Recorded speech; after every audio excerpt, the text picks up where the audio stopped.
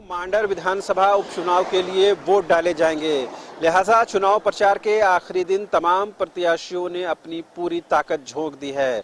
हमने तमाम प्रत्याशियों के साथ ही क्षेत्र की जनता से भी बात की और एक कहीं न कहीं इस निष्कर्ष पर पहुंचने की हमारी कोशिश थी और ये बात हमें समझ में आई कि जो भी जनप्रतिनिधि यहाँ से झारखंड विधानसभा जीतकर पहुंचे हैं, उन प्रत्याशियों ने क्षेत्र की आकांक्षाओं को पूरी हद तक जो उम्मीदें थी वो पूरी नहीं कर पाए हैं। जहां तक जो निवर्तमान विधायक रहे हैं बंधु तिर्की, जिनकी विधायकी चली गई है, ज़्यादातर जो क्षेत्र की जनता है वो समझती है कि बंधु तिर्की का अपना रेपुटेशन है, उनकी जान पहचान है, उनका अपना कहीं न कहीं रुतबा है। लेकिन क्षेत्र की जनता ये समझने की कोशिश कर रही है कि उनकी बेटी अगर इस क्षेत्र से चुनाव जीत कर जाती है तो उस क्षेत्र की आकांक्षाओं को किस हद तक पूरा कर पाएगी।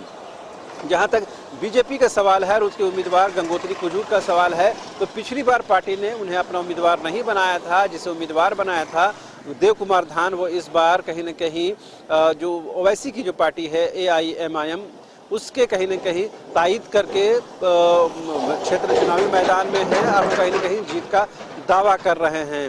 सबसे अहम और ख़ास बात ये है कि इस बार जिस तरह झारखंड में भाषा को लेकर के, खतियान को लेकर के आंदोलन चला है, उसके भी एक उम्मीदवार जो अमित महतो, जो पूर्व विधायक है सिल्ली के, उन्होंने भी अपना उम्मीदवार खतियानी झारखंडी पार्टी से उतारा है। तो कहीं न कहीं तमाम लोग जो हैं वो दांव खेल रहे हैं और तमाम लोग अपनी तरफ से जनता को रिझाने की कोशिश कर रहे हैं। लेकिन क्षेत्र की जनता को तय करना है कि वो किस मुद्दे पर अपना वोट डालेंगे। हालांकि ज़्यादातर जो लोग ये मानते और समझते हैं कि विकास की बुनियाद पर ही वोट डाले जाएंगे। हमने तमाम लोगों से ये जानने और समझने की कोशिश की कि क्या अभी जो केंद्र सरकार ने आर्मी बहाली को लेकर जो नई स्कीम लागू की है, क्या उसका प्रभाव है वर्तमान में जो हेमंत सोरेन की सरकार है उनके कार्यकाल में जो कामकाज किए गए हैं उसका प्रभाव है, या पिछले दिनों रांची में जो हिंसा हुआ है क्या उसका कुछ असर है। तो तमाम लोगों का अपना अपना आकलन है, लेकिन तमाम लोग ये चाहते हैं कि जो भी प्रत्याशी यहाँ से जीत कर जाए वो क्षेत्र के विकास को लेकर गंभीरता दिखाए, संजीदगी दिखाए, जिसमें अब तक कमी देखी गई है।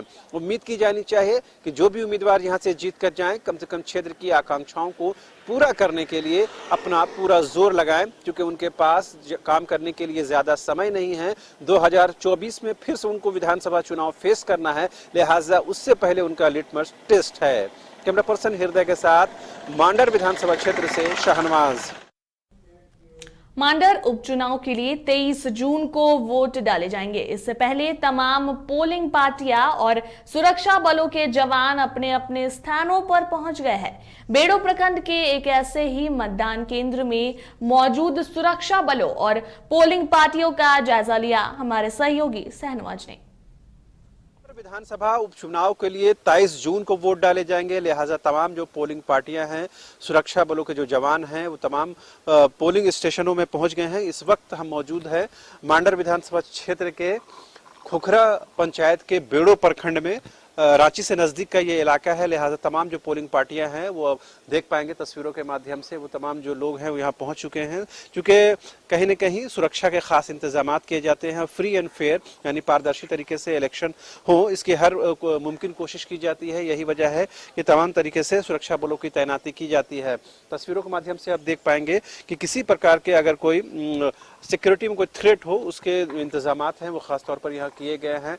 ये राजकीयकृत उत्क्रमित उच्च विद्यालय खुखरा है, यहाँ पर पोलिंग पार्टियों को, सुरक्षा बल के जवानों को यहाँ पर तैनात किया गया है। एक दूसरे क्षेत्र में दिखाएंगे, दूसरे पोलिंग पार्टियां भी हैं, वहाँ ये पहुंचे हुए हैं। उनके खाने पीने का इंतजाम जो है वो तमाम चीजें हैं वो अप टू मार्क कहा जा सकता है। तमाम जो पुलिस के जवान हैं, सुरक्षा बलों के जवान हैं, वो यहाँ पहुंच चुके हैं और तमाम लोग जो हैं 23 जून की तैयारी को लेकर खास तौर पर यहाँ पहुंचे हैं कि उस दिन जो तमाम जो मतदाता आएंगे, वोटर्स आएंगे, उनको किसी तरह की परेशानी ना हो, उनको किसी तरह की कोई दुश्वारी ना हो, दिक्कत ना हो, उसके लिए तमाम जो लोग हैं, तमाम जो सुरक्षा बलों के जवान हैं। और अब से पहले हम लोग ने देखा था कि जो पोलिंग पार्टियां हैं वो भी कहीं न कहीं पहुंचने लगी हैं। हालांकि उनके पहुंचने में आज शाम तक का वक्त लग सकता है, कल भी वो पहुंच सकते हैं, लेकिन सुरक्षा बलों को क्योंकि तमाम क्षेत्र का मुआयना करना पड़ता है, तमाम क्षेत्रों को देखना पड़ता है कि कहाँ से थ्रेट की आशंका है, है, तहां से थ्रेट हो सकता है। लिहाजा उस मद्देनजर सुरक्षा बलों के जो जवान होते हैं वो पहले पहुंच जाते हैं।